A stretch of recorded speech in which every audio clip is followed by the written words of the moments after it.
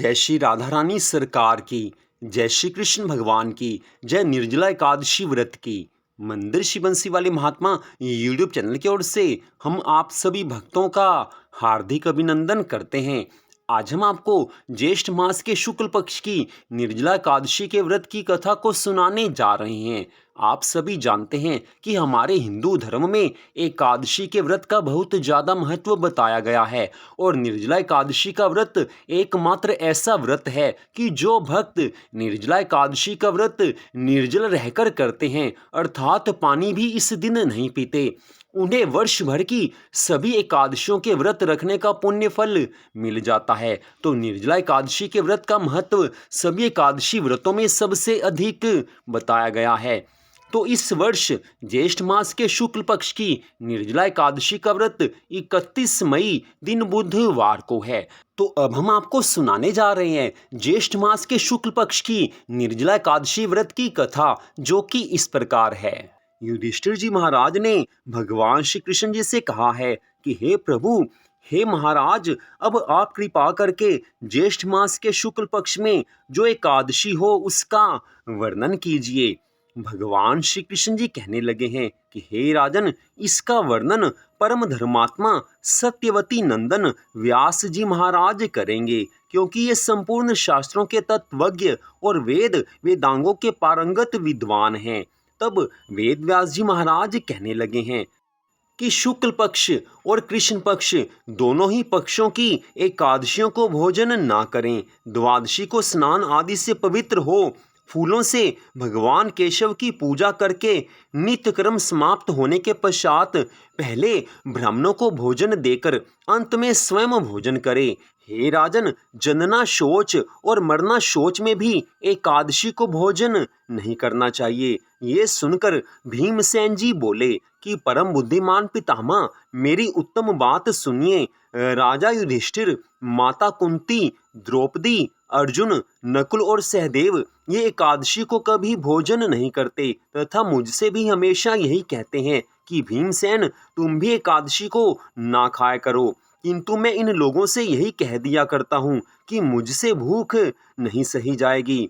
भीमसेन की बात को सुनकर व्यास जी कहने लगे हैं कि यदि तुम्हें स्वर्ग लोक की प्राप्ति की इच्छा है और नरक को दूषित समझते हो तो दोनों पक्षों की एकादशियों को भोजन नहीं करना। ये सुनकर भीमसेन कहने लगे हैं कि हे महाबुद्धिमान पितामह, मैं आपके सामने सच्ची बात कहता हूँ, एक बार भोजन करके भी मुझसे व्रत नहीं किया जा सकता, फिर उपवास करके तो मैं रह ही कैसे सकता हूँ। मेरे उदर में वृक नामक अग्नि सदा प्रज्वलित रहती है, अतः जब मैं बहुत अधिक खाता हूँ तभी ये शांत होती है। इसलिए हे महामुने, मैं वर्ष भर में केवल एक ही उपवास कर सकता हूँ, जिससे स्वर्ग की प्राप्ति सुलभ हो सके तथा जिसके करने से मैं कल्याण का भागी हो सकूं। ऐसा कोई एक व्रत निश्चय करके बताइए, मैं उसका यथा उचित रूप से पालन अवश्य करूँगा। व्यास जी महाराज कहने लगे हैं कि हे भीम, ज्येष्ठ मास में सूर्य वृष राशि पर हो या मिथुन राशि पर शुक्ल पक्ष में जो एकादशी हो उसका यत्न पूर्वक निर्जल व्रत करो। ज्येष्ठ मास के शुक्ल पक्ष में जो एकादशी होती है उसे निर्जला एकादशी कहा जाता है। इस दिन जल भी नहीं पीना चाहिए, केवल कुल्ला या आचमन करने के लिए मुख में जल डाल सकते हो, उसको छोड़कर और किसी प्रकार का जल विद्वान पुरुष मुख में नहीं डाले, अन्यथा व्रत भंग हो जाता है। एकादशी को सूर्य उदय होने से लेकर दूसरे दिन सूर्य उदय होने तक मनुष्य जल का त्याग करे तो यह व्रत संपूर्ण होता है। तदनंतर द्वादशी को निर्मल प्रभात काल में स्नान करके ब्राह्मणों को विधि पूर्वक जल और स्वर्ण का दान करे। इस प्रकार सब कार्य पूरे करके जितेंद्रिय पुरुष ब्राह्मणों के साथ भोजन करे। वर्ष भर में जितनी एकादशियां होती हैं उन सब का फल केवल निर्जला एकादशी का व्रत रखने से मनुष्य प्राप्त कर लेता है, इसमें तनिक भी संदेह नहीं है। शंख, चक्र और गदा धारण करने वाले भगवान केशव ने मुझसे कहा था कि यदि मानव सबको छोड़कर एकमात्र मेरी शरण में आ जाए और एकादशी को निराहार रहे तो वह सब पापों से छूट जाता है। एकादशी व्रत करने वाले पुरुष के पास विशालकाय, विकराल आकृति वाले और काले रंग वाले दंड पाशधारी भयंकर यमदूत नहीं जाते। अंतकाल में पीतांबरधारी, सौम्य स्वभाव वाले, हाथ में सुदर्शन धारण करने वाले और मन के समान वेगशाली विष्णु दूत आकर इस वैष्णव पुरुष को भगवान श्री हरि विष्णु जी के धाम में ले जाते हैं। अतः निर्जला एकादशी को पूर्ण यत्न करके उपवास करना चाहिए। तुम भी सब पापों की शांति के लिए यत्न के साथ उपवास और श्री हरि का पूजन करो।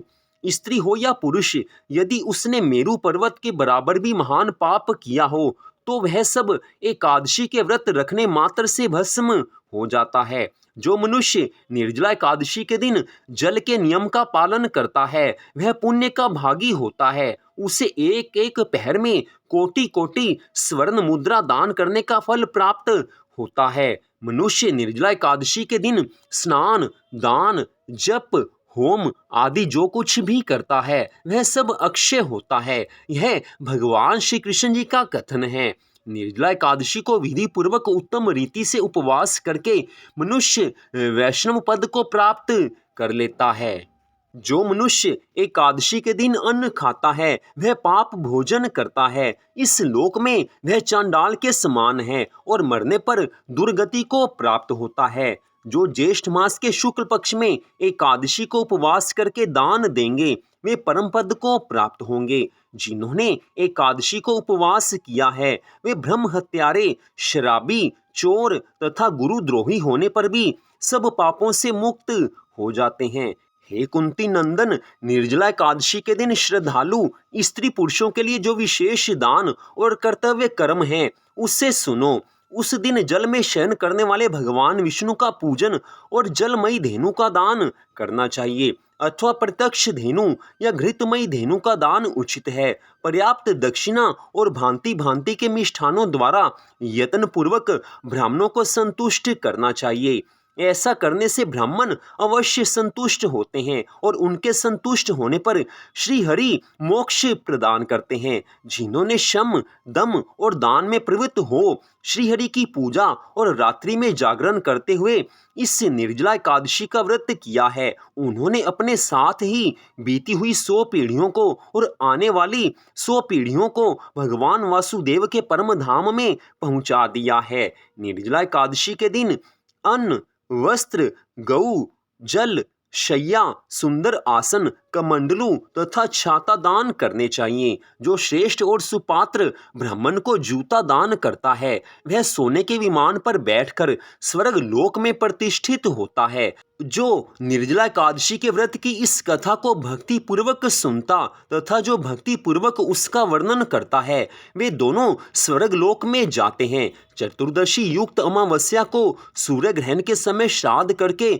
मनुष्य जिस फल को प्राप्त करता है वही निर्जला एकादशी के व्रत की कथा को सुनने मात्र से प्राप्त हो जाता है। पहले दंत धावन करके यह नियम लेना चाहिए कि मैं भगवान केशव की प्रसन्नता के लिए एकादशी को निराहार रहकर आचमन के सिवाय दूसरे जल का भी त्याग करूंगा। द्वादशी को देव देवेश्वर श्री हरि विष्णु भगवान जी का पूजन करना चाहिए।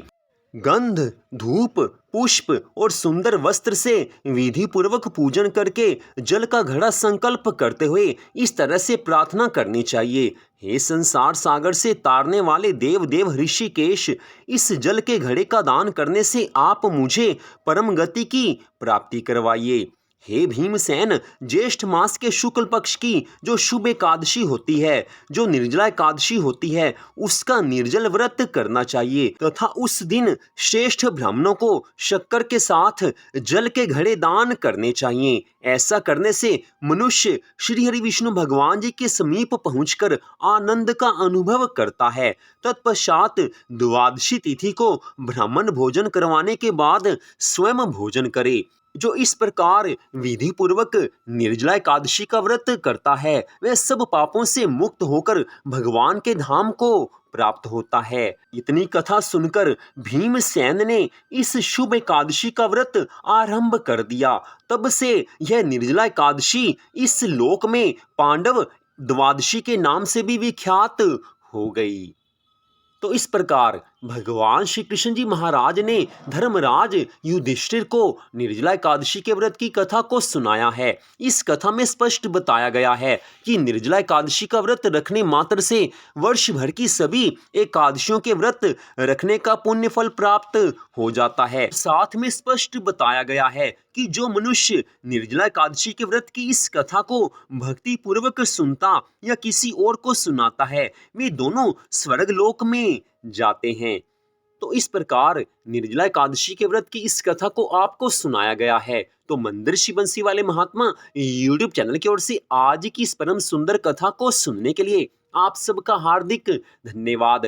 निर्जला एकादशी के व्रत से संबंधित अन्य कथाएं भी आप हमारे चैनल पर अवश्य सुने। निर्जला एकादशी के व्रत के दिन पानी पीने से व्रत के ऊपर क्या प्रभाव पड़ता है तथा निर्जला एकादशी के व्रत के दिन दवाई लेनी हो तो ले सकते हैं या नहीं ले सकते, ऐसी ही कई वीडियो हमारे चैनल पर डाली गई हैं। तो सारी जानकारी प्राप्त करने के लिए उन वीडियो को भी आप अवश्य देखें। तो आप सबका फिर से धन्यवाद। भगवान श्री राधा कृष्ण जी की, भगवान श्री लक्ष्मी नारायण जी की निर्जला एकादशी व्रत की अनंत कृपा सदा आप सब पर, आपके परिवार पर बनी रहे। महालक्ष्मी माँ का सदा के लिए आपके घर में वास हो। सुख शांति आनंद का आपके घर में वास हो। इसी मंगल कामना के साथ जय श्री राधा रानी सरकार की, जय श्री कृष्ण भगवान की, जय श्री लक्ष्मी नारायण जी भगवान की, जय निर्जला एकादशी व्रत की। जय जय श्री राधे, जय जय श्री राधे, जय जय श्री राधे श्याम।